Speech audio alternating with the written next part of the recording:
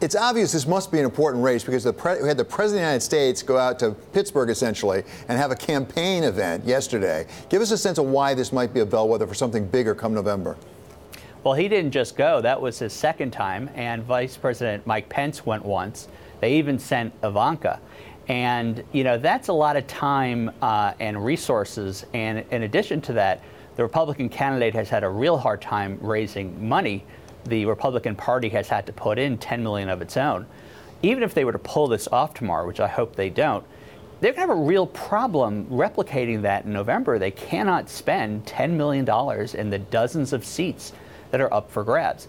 President Trump should not have been, or should not have needed to be, in this district. He should have been at Mar-a-Lago this Saturday night.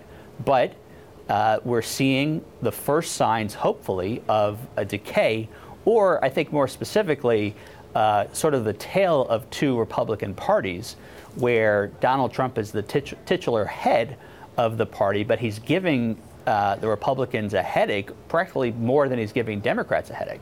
So, Philippe, I wonder if there isn't another aspect of this, and that is that you have President Trump going out there. It's not clear whether he's helping or not in that district. At the same time, the Democratic candidate is running against Nancy Pelosi, essentially. One of the things that the Republicans try to say is, you're with Nancy Pelosi, and the Democrats saying, oh, no, I'm not. So does that indicate something about the connection to national leadership?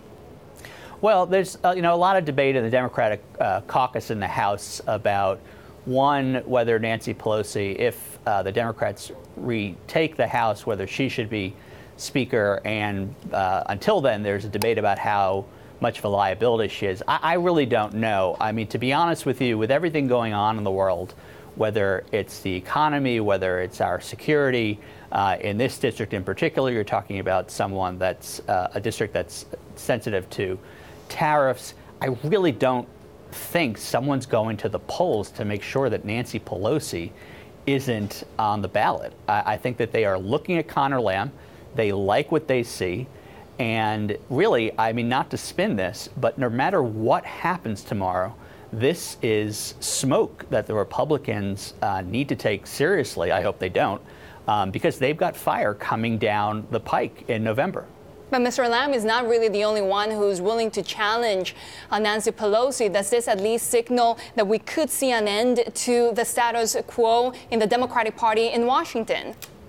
Possibly. I mean, there are people in the caucus, including, I know, New York Democrats. I'm sorry, Kathleen Miller, I'm blanking on her name, who have said that she's not the right person to lead. But frankly, that's a great debate to have, who should be Speaker.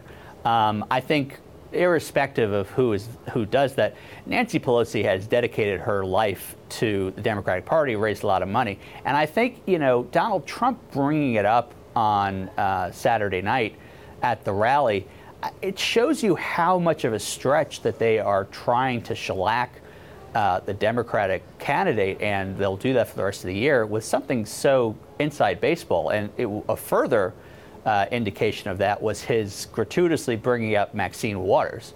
I mean, that was almost transparent in what he was doing, but that's not his appeal is not rubbing off on other people. It didn't rub off on Luther Strange. It did not rub off on Roy Moore, and hopefully it'll not rub off tomorrow.